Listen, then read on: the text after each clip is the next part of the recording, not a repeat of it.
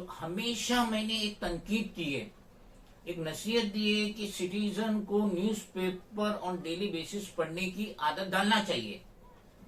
बहुत सारे लोग कहते हैं कि न्यूज़पेपर में जो न्यूज आती है वो एक दिन पुरानी होती है, यानी बासी होती है, जिसकी वजह से सोशल मीडिया में तो डायरेक्टली न्यूज आती है जो लेटेस्ट रहती है। मगर एक बात गौर करने की है, भले ही जो न्यूज़पेपर में न्यूज आती है एक दिन बासी है, एक दिन पहले जो वाकयात हो चुके वो है, लेकिन ये बहुत अहम है, ना सिर्फ हमारे लिए, हमारी फैमिली के लिए, हमारे समाज के लिए।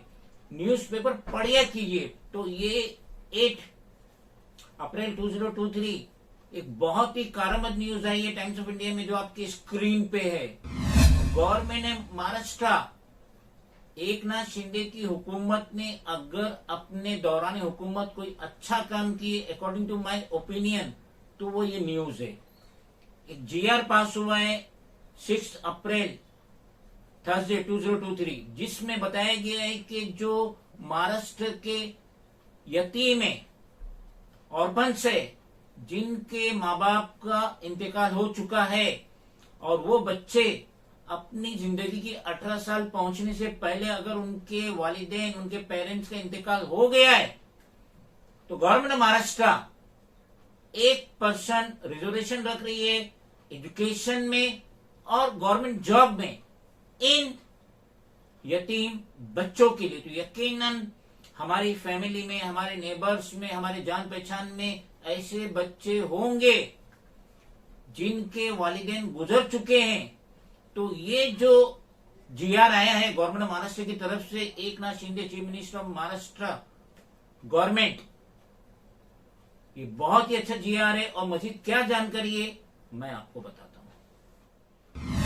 गवर्नमेंट के आदद और शुमार के तहत, उनके एस्टिमेट के तहत 400 बच्चों के माँ बाप ये कोविड में इस दुनिया से रुखसत हो गए, यानी उनका इंतकाल हो गया। और ये जो कोटा है 1% जो कोटा आया है गवर्नमेंट जॉब में और एजुकेशन में, ये 2021 का है। और इसको जो पास किए थे उद्धव बाला साहब ठाकरे ने पास किए थे जब वो स्टेट के सीएम थे। और गवर्नमेंट के रिकॉर्ड के हिसाब से 4000 यतीम बच्चे यतीम खाने में रह रहे, ऑर्फनेज होम में रह रहे। ये गवर्नमेंट के हिसाब से एस्टिमेटेड कोटा है। तो 1% रिजर्वेशन का जो कोटा है, इसका जो बेनिफिट मिलने वाला यतीम बच्चों को, उनको 3 कैटेगरी में रखा गया, ए बी सी। और एक कैटेगरी में वो बच्चे आते हैं, वो यतीम बच्चे आते हैं जिनके माँ बाप का ना सिर्फ इंतकाल हो चुका है, बल्कि वो अपने पेरेंट्स के बारे में भी नहीं जानते हैं, भाई बहनों के बारे में भी नहीं जानते हैं, रिश्तेदारों के बारे में भी नहीं जानते हैं, और ना उनको अपने गांव और तालुका का कोई रिकॉर्ड्स है, मगर वो ऑर्फनेज में रह रहे। इनको ए कैटेगरी में रखा गया। और बी कैटेगरी में वो बच्चे आते हैं जिन्होंने अपने पेरेंट्स को खो दिए और उनके पास कोई कास्ट सर्टिफिकेट भी नहीं है, और वो ऑर्फनेज यतीम खाने में रह रहे, उन्हें बी कैटेगरी में रखा गया है।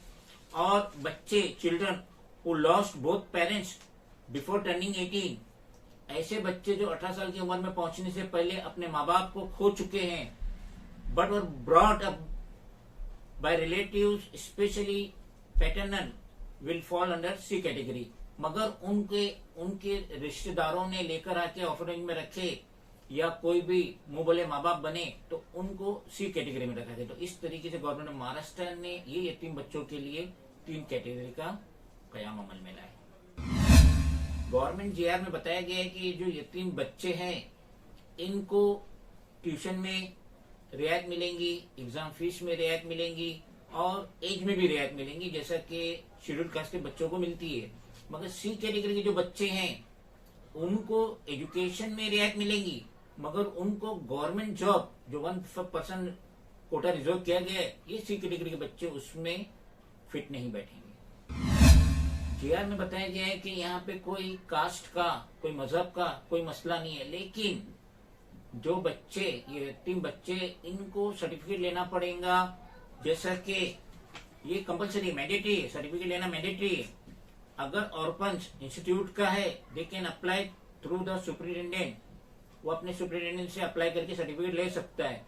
And those who grow up in private places, जो के बड़े हुए प्राइवेट जगह में, they can apply to the district women and child welfare officer. तो उनको डिस्ट्रिक्ट वुमेन या चाइल्ड वेलफेयर ऑफिसर से सर्टिफिकेट लेना पड़ेगा, उसके बाद ही ये जो गवर्नमेंट का 1% कोटा है यतीम बच्चों के लिए, उसका वो फायदा उठा पाएंगे। ये बहुत ही ज्यादा इंफॉर्मेटिव न्यूज है, तो इसका फायदा यतीम बच्चों को उठाना चाहिए और उनके जो रिश्तेदार है, जान पहचान वाले नेबर्स है, वो इन बच्चों को बताएं कि गवर्नमेंट ऑफ महाराष्ट्र ने जो 1% कोटा रखा है, ये बहुत बड़ी बात है। भले ही ये पहल हुई थी उधर बाला साहब ठाकरे के दौरान हुकूमत 2021 में, लेकिन अब जो कंप्लीट हुआ है 6 अप्रैल 2023 एकनाथ शिंदे की हुकूमत में, इसका यतीम बच्चों को यकीनन फायदा उठाना चाहिए।